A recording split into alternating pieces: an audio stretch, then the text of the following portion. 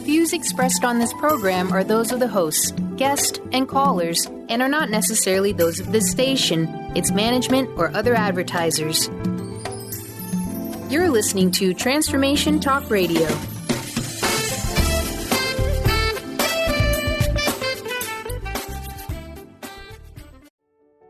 Welcome to the Karmic Path with your hosts, Tina Irwin and Laura Van Tyne.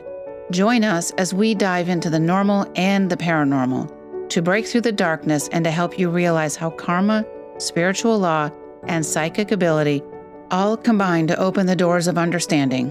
This is the place where we build the karmic connections between science, psychology, and spirituality. But can we change our karmic path? Can we help someone else's karma? Stay tuned and join us for an opportunity to look at life and spirituality from a down-to-earth, no-nonsense, practical perspective. The Karmic Path radio show with Laura and Tina, Better Karma for Better Living, starts now.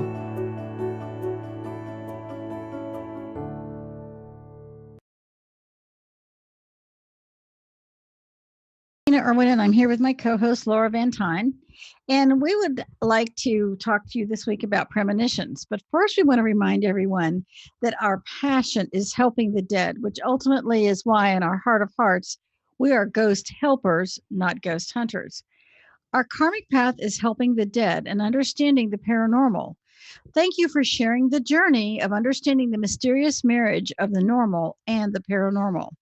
Okay, our topic this week is premonitions. We talked about premonitions last week also. So if you haven't heard that show, you can go to thekarmicpath.com and find it, or on the Facebook Live page and the Karmic Path Facebook page, and find the first one there. But you don't have to listen to the first one to understand today's show, because it's more information.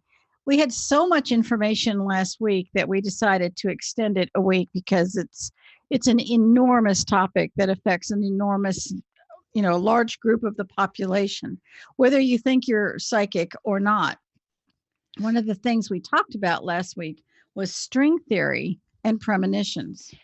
And with the idea of string theory and premonitions is that we are all connected. We all have these Akka cords, which emanate from our solar plexus, which is right here.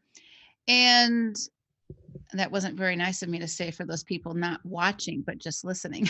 Okay, so your solar plexus is right below your breastbone, about 4 inches above your belly button. That is your solar plexus. Yes. And that's where you connect to people. When it comes to telepathy, that's where you feel things. People think it's in their heart or their head. It's not. It's in your solar plexus. When somebody dies or something traumatic happens to you and there's a sever, and you feel that nauseated feeling, it's because that Akka cord all of a sudden became disconnected, and it just comes reeling back at you, and it leaves us feeling nauseated. So this, again, it's an example of an Akka cord and what they can do. But if we think about string theory and Akka cords, we're all connected. Akka, if you think of the word Akashic record, AKA is the beginning of your Akashic record on a very literal level, because we're connected to every place we've ever been, everything we've ever touched, every person we have ever met. And so the world is woven from billions of lives and all of these connections that we have with everyone. And all of our connections are constantly crisscrossing each other, which is why what we call a premonition is simply maybe some lines crossing on the web of our connections. And last week we discussed there's a lot of different ways that premonitions can present themselves. And Tina talked about, she had a series of premonitions that happened when she was sleeping. Right. And premonitions, a lot of people have premonitions that happen when you're sleeping. And you get a bigger clue that it's a premonition if you have a recurring dream, but every night you get a bigger piece and a bigger piece and a bigger piece of the puzzle. And I have a massive story about that in Ghost Stories from the Ghost Point of View, Volume 3, that happened to me personally. And it had a very interesting ending. And I think that that's an example of that. But there are other ways you can experience a premonition. And sometimes the premonition can happen in an instant, like I talked about with my dad. I hadn't seen him for a long time, and I saw him, and all of a sudden this flash comes above me that he's going to die soon. And there was really nothing I could do about it, but I knew that this was happening. Or you can be awake, like what happened with one of my daughters. She's awake and she's watching this video in her head of this horrible thing happening at what she thought was her school. But it turns out it was actually the Sandy Hook massacre, which was 3,000 miles away. And we have, many of you may know that we do actually quite a bit of research before every show. Wait. We do? No, I'm kidding. I do a lot of research. I know. Before every show. You do social media. I do. That's why it's a partnership. And we found some very interesting things, which we're going to get into a little bit later. But we had someone who sent us a very interesting question. Had a really good question. This is Tiffany from Georgia. And she said, I will be standing in a situation, and sometimes in my dreams, something bad happens. And I'm standing there waiting for something bad to happen, and it usually doesn't, thank goodness. But everything else is to a T as to exactly what happened. And so she says, I'm thinking in my mind that maybe a situation changed the outcome, and what I had dreamt was going to happen because of a choice somebody made, that bad thing didn't happen. And what is this about, is what she asked us. And I think that's a hard question to answer, because we have people who do experience that. They think something's going to happen, or they see it in a waking thing. It's sort of what deja vu is. It's like, I've been here before, but it didn't end this way. But you never know. As we talked about with string theory, we're looking at our version of paranormal string theory. If there's a physicist out there, he's rolling his eyes, I'm sure, or she is.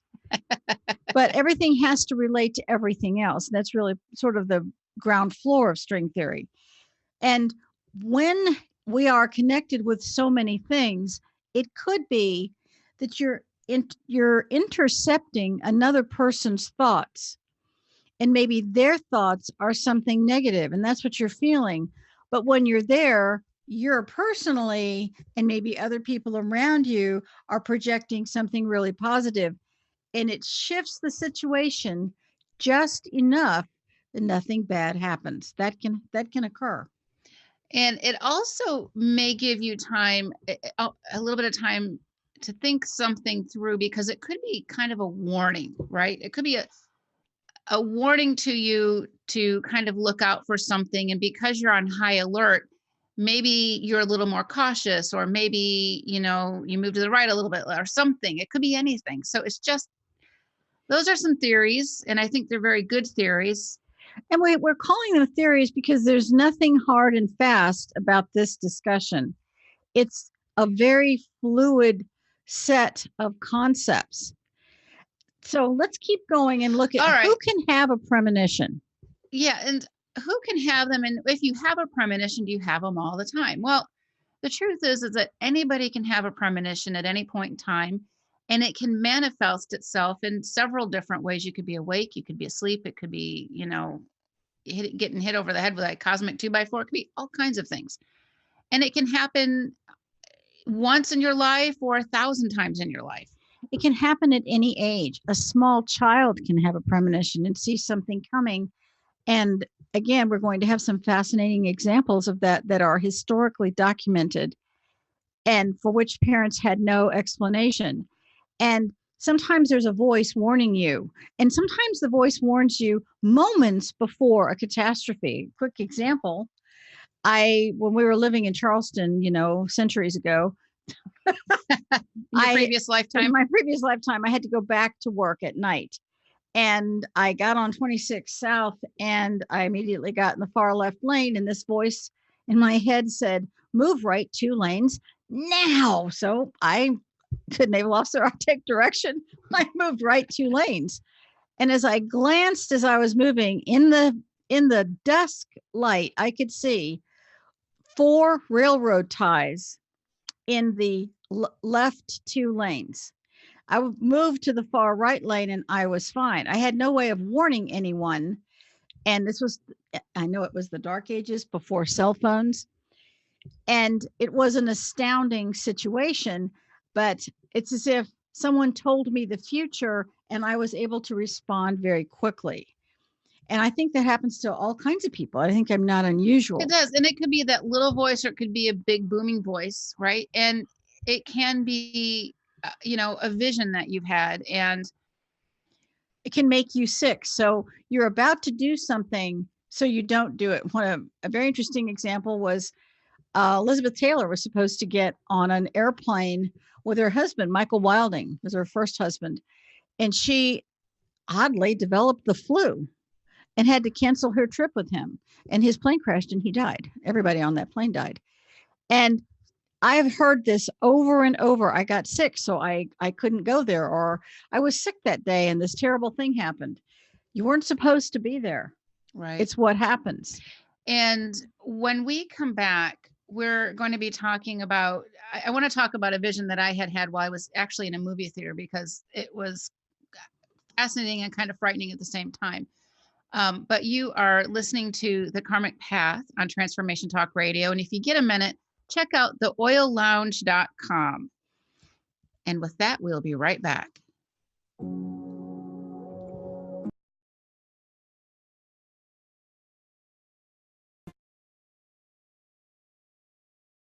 Welcome back. You're listening to Transformation Talk Radio.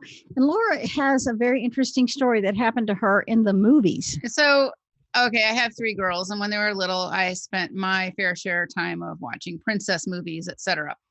And we're in the movie theater and we're watching, I'm going to say Cinderella because I really don't remember. But I'm seated in the chair, and all of a sudden I can't figure out what my reality is. I know I'm in the movie theater, but all of a sudden I am somewhere and I'm covered in concrete rubble, and I am trying to help people out of all of this concrete rubble. And I'm like hyperventilating. I'm like claustrophobic. I'm like in a huge, sweat over this. And I just can't figure this out. And what seemed like forever was probably just a moment or two. But what ended up happening was there was a massive earthquake in Indonesia, and there's all of these bodies that were buried in all of this rubble. And I really do think that somehow or another, my subconscious self or part of me was in there helping the future dead, because they weren't dead yet. The earthquake hadn't happened? The earthquake hadn't happened. And I don't know when it happened versus when my experience happened. But that next day, there was a massive earthquake, or sometime in the middle of the night. So I don't know what that was about exactly, but it was terrifying also. And I feel like I was helping people cross over at that point in time, getting them ready to. I have no idea. Well, you were being helpful. That's got wonderful. Any theories on that? That actually happened to me and that is detailed in Ghost Stories from the Ghost Point of View, Volume 3. Very similar thing happened to me. So I'm not going to give that story away. Well, what's the story? I'm not going to tell you. The name of the story. A Rainy Night of Tears. Okay. Rainy Night of Tears. Not going to want to miss that one. Could make a movie out of that. Yeah, you could. I think that there are times when we are being very helpful on multiple levels, and we can see something that hits us. And that's what I mean. It hit you in the movies. And in this particular story, it hit me while I was driving, which is very uncomfortable, let me assure you. And it puts you in a position where what you're seeing is so astounding, you don't quite know what to do with it. And what you don't know is whether or not it's happening in real time or future time. Right. That's what makes this exceptionally hard. And there are many different types of premonitions. And one of them is the kind that can warn you about something, or the kind that, and warning doesn't always have to be a negative thing also. Well, maybe a warning implies that something bad will happen, but it can also be advising you that even though you're worried right now, something positive is coming. And I remember being in high school, being very disappointed at the dating possibilities in high school. And no one's ever felt that before. Can't imagine that. And Did I you go was to an all-girl school? no. Oh. And I had a dream right before I graduated from high school, and it showed me in Europe, and I was married, and I was walking with this tall guy, and we were window shopping in Europe, which I spent many a happy hour doing with a tall guy who turned out to be my husband. And basically what they said is, be patient. There's a guy for you, but it's just, you're just not there yet. So just be patient. And it's like, okay, so I've been patient All through right. high school, and I had to be patient all the way through college too. And that is somebody, or somehow you're being set up for a future for you. And it's just letting you know that it's going to be okay. But sometimes also those premonitions can warn you of something, and that something can be a catastrophe or something that maybe be able to be averted or not. Yeah, just because you see something doesn't mean you can stop it. And sometimes you have a bad feeling about something, and the people who listen to the feeling. I have two stories about that, quick ones. One was my husband and I were friends with a submarine captain who told me that he knew that his submarine was going to have an accident. He knew it. He knew it was coming. He could see the dominoes beginning to fall. He did everything in his power to stop it, but he knew it was coming. And yeah, I'm not doing well with my microphone today. I know. And because of that, when they did in fact have what actually happened, I think is still classified, but they did have an accident, and he had documented all of his concerns, but it still didn't save his career. It was very frustrating for him. He knew it was coming, and there wasn't anything he could do to stop it. And then my husband told me the story of a friend of his who was his counterpart, because when you're captain of an oil rig, the captains are you're on for 30 days and you're off for 30 days, roughly that cycle. And the captain who relieved him said that he was leaving that current rig several years ago and flying back to Scotland, and he was going through Paris. So he had a ticket on a plane from Rio to Paris, and he's about to get on the plane, and he's walking toward the ticket agent. He's getting sicker and sicker, and this feeling of absolute dread overtakes him. And he turns around and walks out of the airport. So when that Air France flight plummeted into the Atlantic Ocean and disappeared off radar, he was not on that plane. I cannot even imagine what his family must have thought. It becomes the question of, why was he warned, right? And nobody else was. That's right. Why? What is it he needs to do in his life that may be so significant, not on a global scale, but maybe on a personal scale or a family scale or something? You just never know. You don't know. So he obviously had something to finish or something to do. Which is an important point to bring up. Don't get me wrong. We all do, or we all think we do. But for this guy, why did he get that memo? We don't know. All he knows is that he says, I never believed in metaphysical or spiritual stuff until somebody protected me, and I wasn't on that Air France flight. And your husband had to actually stay on his oil rig longer, correct? Because there was no replacement right away. No, he wasn't on it. Oh, he wasn't because that Air France went down before 2010. Okay. This was a different, counterpart captain. He was just relating that he believes in, it made him a believer in the spiritual world, the world he couldn't quantify because it had saved his life. And he struggled with, why was I saved and they were not? And sometimes when it's a group karma thing. Yeah. And it's that guilt factor. And I know I went through that with my daughter when she had all these premonitions about the Sandy Hook massacre. When it happened, there's a sense of relief, but then there's this overwhelming guilt that just kind of comes over. Like, it was a sense of relief that it wasn't your daughter's school. Oh yeah. Because I didn't know what was happening. And if you didn't listen last week, for a full week before the Sandy Hook massacre, my daughter would come to me and say, this man's going to kill these little kids. He's going to come to the school. He's going to shoot the school up. And at the end of the week, at the end of 5 days, I literally had the playbook of the Sandy Hook massacre. Now, she's never had another premonition about any other massacre or any other shooting like that.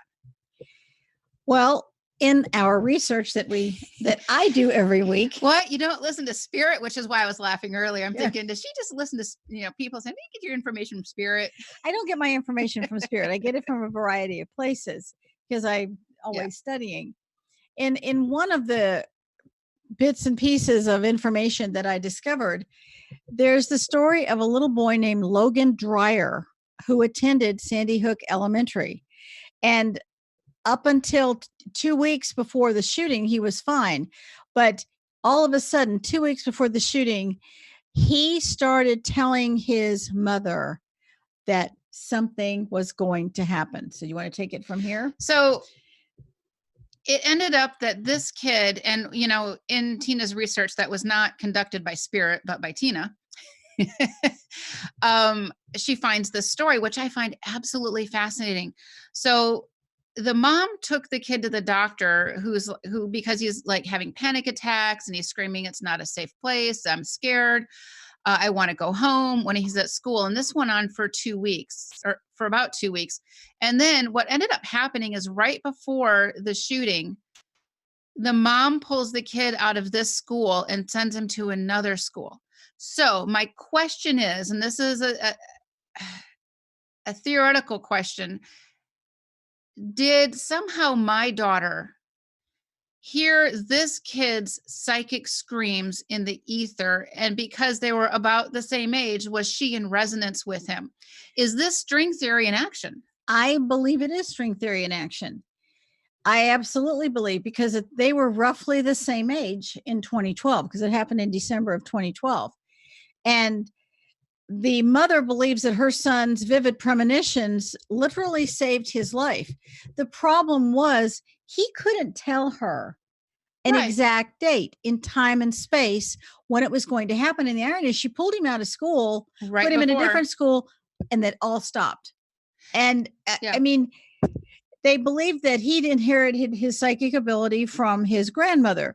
And that's why his mother did not put him on drugs. She believed him. And sometimes, or a lot of times, psychic abilities run in families. They can run in families. They can absolutely run in families. And so the mom had enough experience with this grandma to understand that maybe there was something to this. And the other thing that I find very poignant is that she believed her son. Yeah. But she doesn't know whether to say something to all of the other parents, to tell the principal. She tried to talk to the principal. Actually, she did. She went to the school and she did tell the school about her son's premonition. And the school says, well, how would we know in time and space? When is this going to happen? Right. And I didn't know where this was going to happen with my daughter. My gut feeling told me it wasn't her school, but I didn't know for sure. But again, I didn't know if it was going to be a school, if this was just, you don't know what you don't know, unfortunately, until it happens. There is a very interesting case of, I want to move ahead here in our research that I thought was really interesting. Many people have had premonitions of an airline crash. And in May of 1979, a man named David Booth had this premonition that there was going to be a terrible crash. And on May 25th, 1979, it was the day when an American Airlines Flight 191 crashed minutes after takeoff from O'Hare Airport. And one of the engines flew away and the pilot had no control of the plane and everyone died. But David Booth was an office manager in Cincinnati, not necessarily near O'Hare. And for 10 nights in a row in 1979, he had the same nightmare. On each occasion, he saw a plane veer off the runway before flipping over and bursting into flames. He did something very interesting. He told the Federal Aviation Administration about the dreams, and he didn't expect them to take him seriously. In this case, they did. And to his surprise, they listened, and they concluded that it was either a DC-10 or a 727. He told them that it was American Airlines, and usually you don't get that level of details. And the company, the FAA, went to American Airlines, and they felt that there was nothing they could do because he couldn't tell them what day, what flight, which airplane. And Booth had his last nightmare on the night of May 24th. And little did he know the disaster was just right around the corner.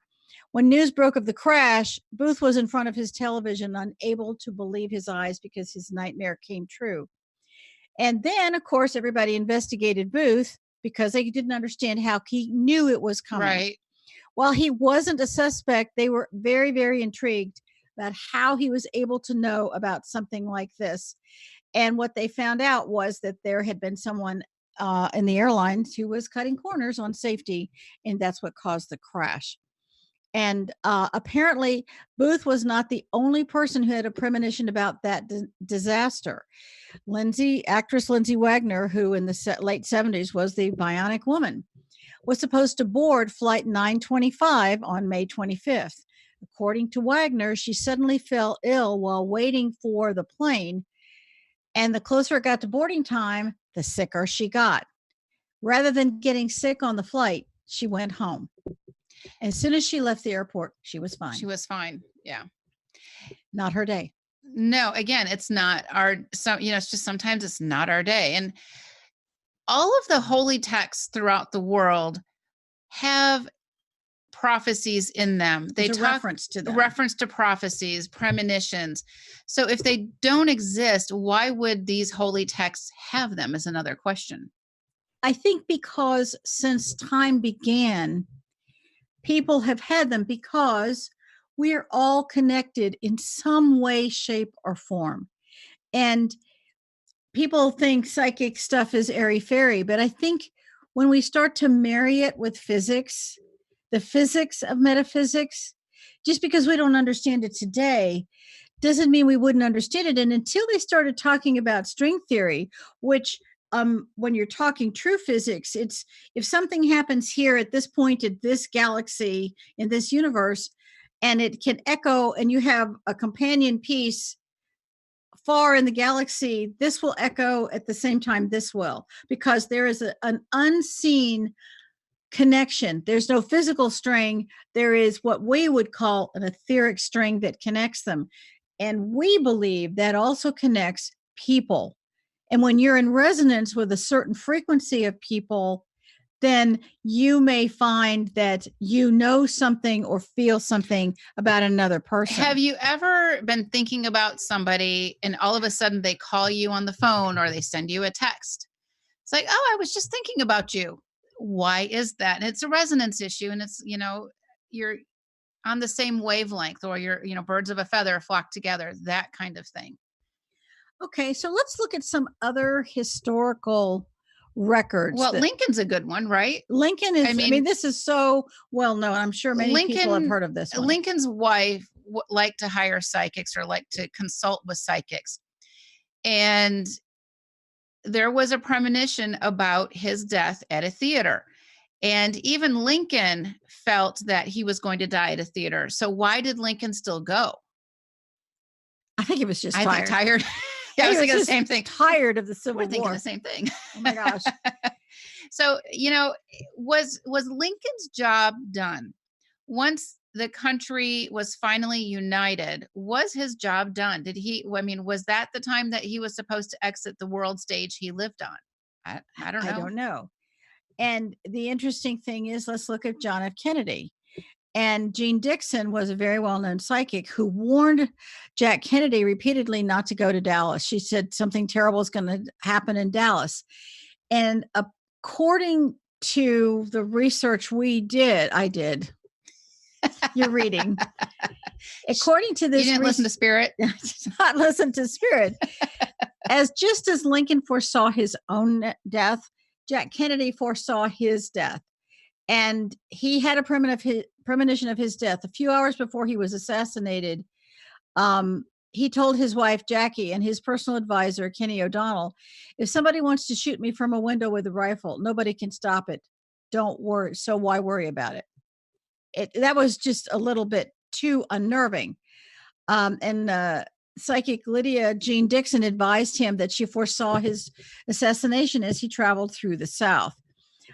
He received a warning from his secretary, Evelyn Lincoln, what an unusual name, that his trip to Dallas could have tragic consequences, and she begged him not to go. Was it Kennedy's time to exit the world stage? Was the karmic clock going tick, tick, tick, tick, tick, game over? You sometimes you Yeah. really, really have to wonder. But one of the most fascinating historical records has to do with the Titanic. And that there are so many people that had premonitions about this boat, this super boat that was unsinkable, right? And in Morgan Robertson's book, The Futility, there's an unsinkable mega ship called the Titan. And in this novel, the Titan collides with an iceberg in April. And 14 years later, this book comes to fruition in reality. Because the reason it sank was because it hit an iceberg and there weren't enough lifeboats on board. Almost as if he could see precisely what was going to happen, and it unnerved him. When the Titanic was leaving port, that first time on its maiden voyage, there are several accounts of people who stood on the cliffs of Dover and were watching it as it went by, and several people were noted as saying and started screaming and crying, oh my gosh, we're never going to see it again. It's going to sink. It's sinking. Oh my gosh, it's going to sink. It's a little late. Yeah, I know that in my hometown of Dowagiac, there was a couple of families, I believe, that had gone on that Titanic, and one of them, somebody ended up, I don't know the story exactly, but somebody had decided not to go because they felt it was going to sink. So even, these premonitions can happen throughout many different people about the same event. Well, Anne Ward was a member of this very wealthy family who purchased the most expensive suite on Titanic. She refused to board the ship because she had this massive premonition it was going to sink and on its maiden voyage. So she was not on board. And several people who did have premonitions boarded it anyway. And so some people knew in their mind that it was going to happen, boarded it anyway. Some people believed themselves and didn't get on board. Well, Interesting. This comes down to listening to our intuition. The more we can hone our intuition, the more we learn to listen and take cues, the safer we can be. So our intuition, when people talk about psychic ability, how do I develop my psychic abilities? And I'm not psychic or this or that. Well, we all are psychic. The issue becomes, what are we psychic about and to what degree? No two psychics have the same abilities to the same degree, but those psychics or those with psychic ability who learn to hone their intuition keeps them in a much safer space, because our intuition is designed to keep us safe. When we learn to trust it, that's when the magic happens. And I have to say, I certainly saw that in the military. And I know many, many people, especially if you're in submarines, it's not like you have portholes and you can see where you're going in the darkness of the deep. You're in a pretty sealed ship. You had better feel the ship, feel the crew. If something feels off, pay attention. Listen, I know there are a lot of people who are alive today because they paid attention to that.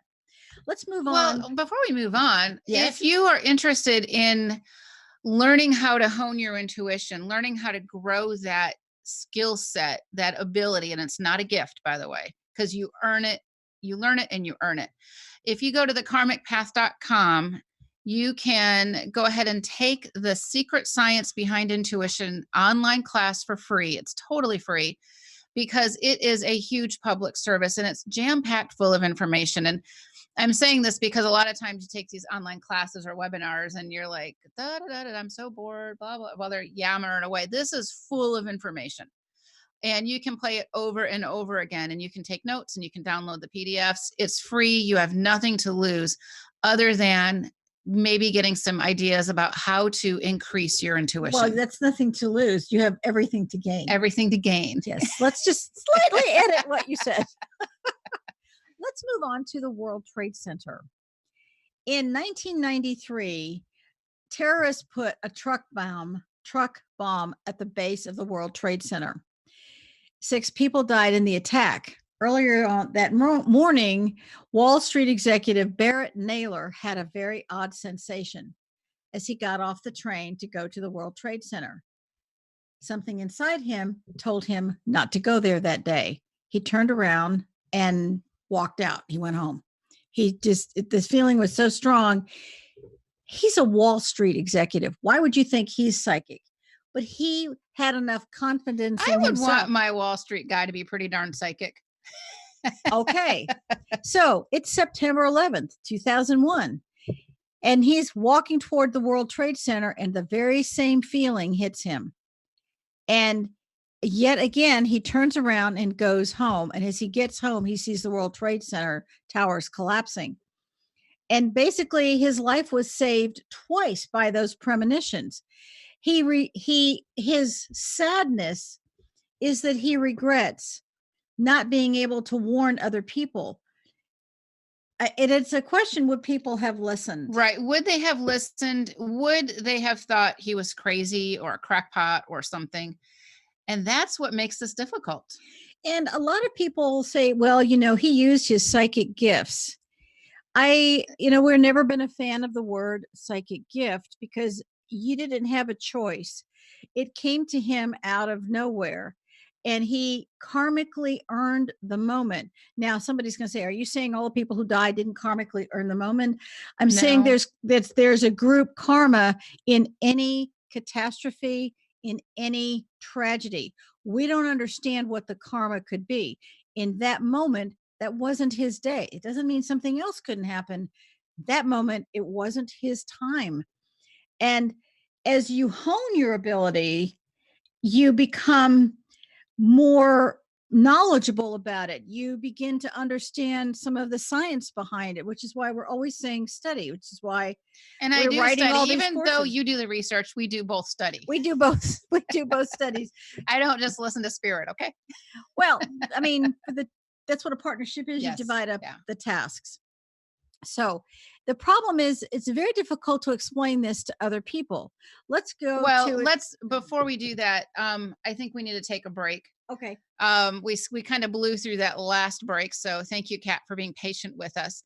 You are listening to The Karmic Path on Transformation Talk Radio. Check out the secret science behind intuition. You can find that at thekarmicpath.com.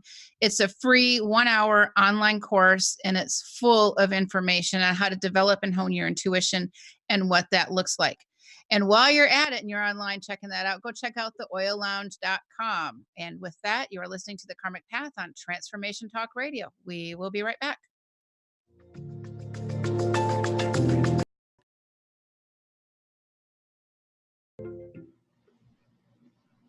Welcome back to The Karmic Path. You're listening to us on Transformation Talk Radio, and we're talking about premonitions, what causes them, what they may look like, some experiences we've had, and the history of premonitions. Okay. You're handing this off to me? You going somewhere with that? No, I just thought I'd leave you hanging. That's okay. That's what a good partner does. They leave the other one hanging. If you have a premonition, tell somebody about it. Within reason, right? Within reason, unless it's wise. About that person. Yeah. Yes. Yeah. Wisdom is always appropriate and always advisable. Or have a journal and make notes. And what brought this whole thing up was a few weeks ago, I was talking to a friend who had a premonition that a relative was going to die. And she's like, should I tell them? And it's like, then they're going to be paranoid, right? And could that paranoia make them have a different decision? Have the different decision so that they may make a mistake and have an accident and die or something like that. So we talk about having a conversation and kind of checking things out. In other words, how have you been feeling lately? I mean, that's, as I mentioned in the previous week, I had a really bad premonition about one of my brothers. And as I finally got up the nerve to call him and say, how are you feeling? And he said, man, I have a feeling something terrible is coming. Well, he just blew the door wide open that enabled me to kind of tiptoe and say, well, I'm getting these odd feelings too. Let's look at all the clues. What are you feeling? And we put the clues and the pieces together, and we were able to figure out what it was. And once we solved it, all my dreams stopped and all his feelings, like it's like someone turned a switch.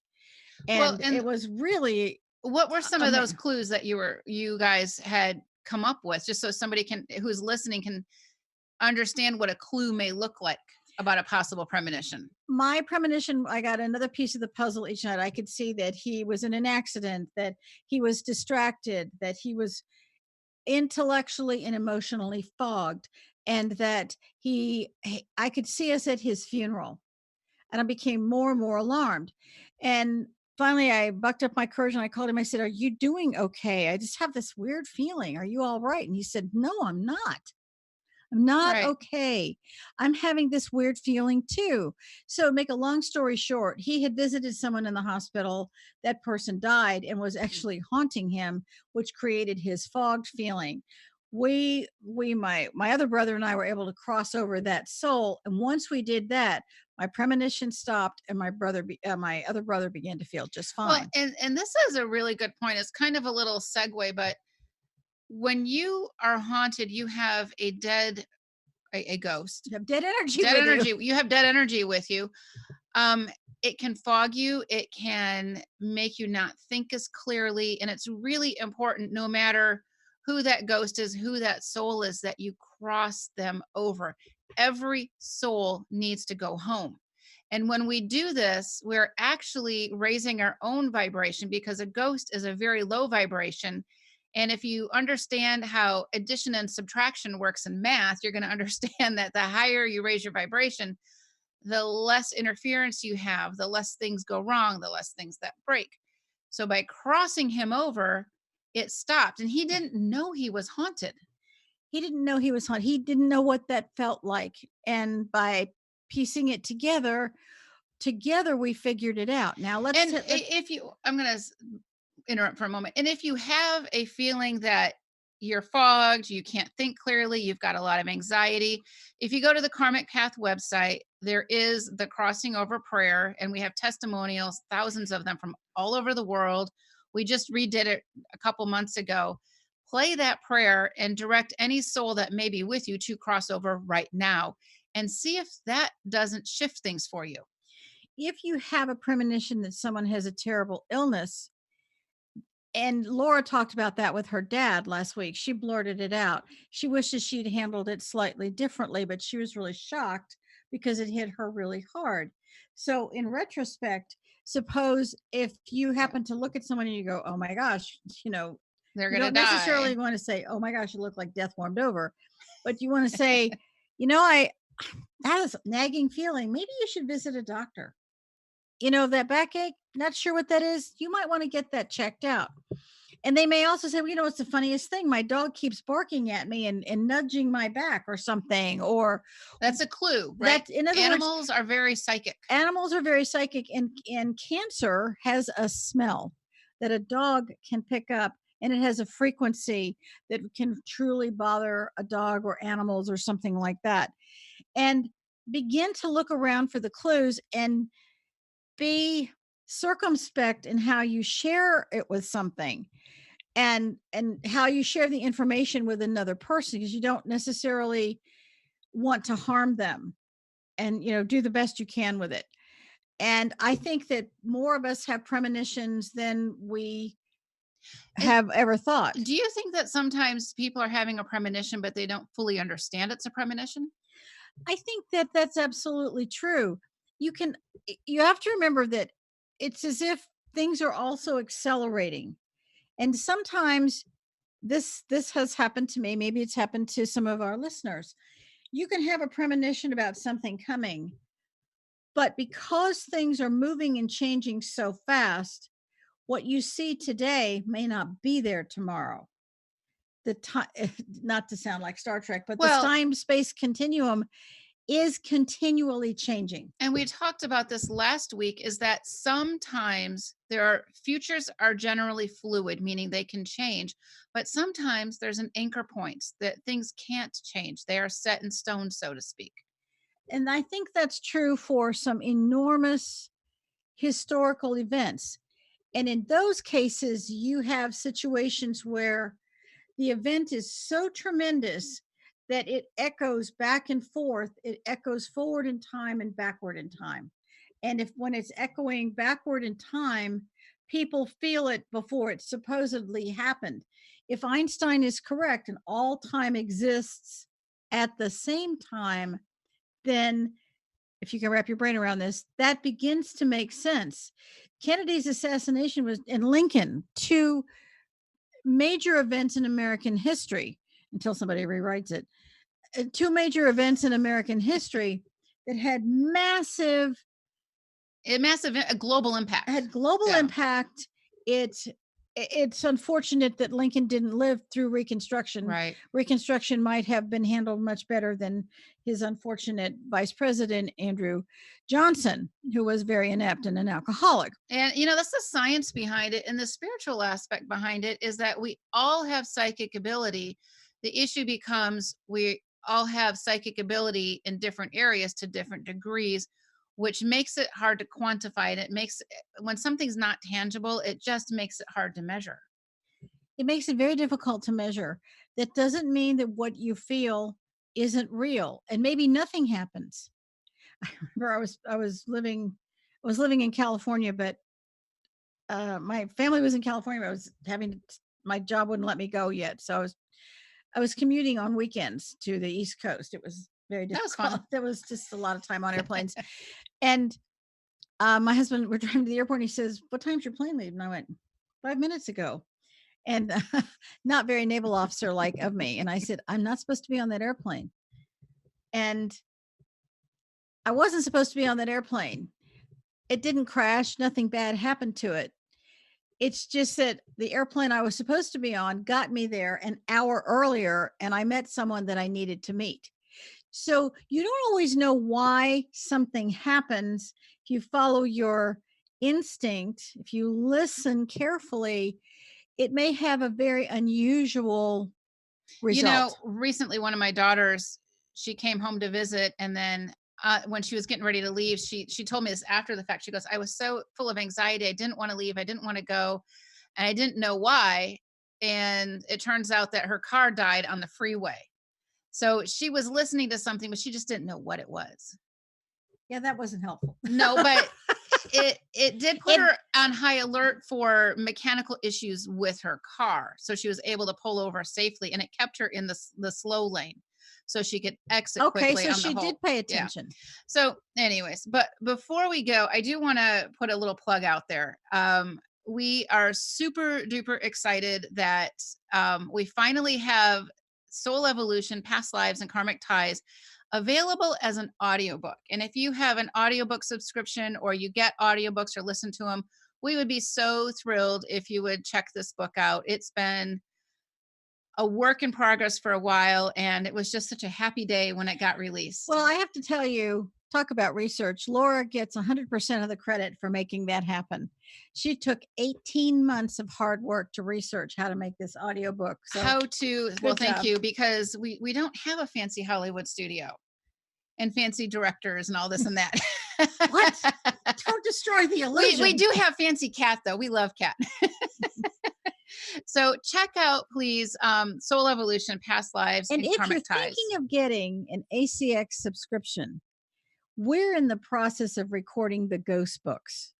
And we've got the first book completely recorded. Now we're in editing. So getting that ACX subscription could put you in a great place, because all of our books will basically be audiobooks coming up real soon. We are super excited about that. So we want to thank the Oil Lounge for sponsoring the show, and Kat for producing us. We are very, very grateful to you, and Transformation Talk Radio. And before we go, next week, we've got some really exciting news that we're going to be sharing with you. And with that, you're listening to the Karmic Path on Transformation Talk Radio. And we'll talk to you next week. Bye-bye.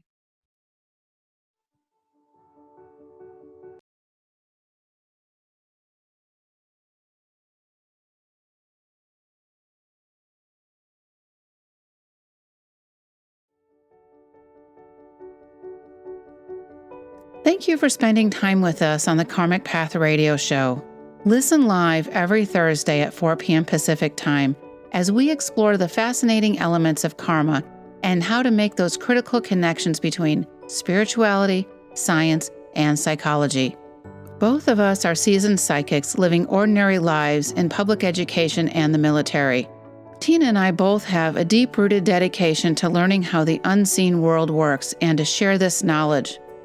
Learn how to create a heightened sense of understanding and karmic awareness for greater personal balance with the Karmic Path. For more information, visit thekarmicpath.com.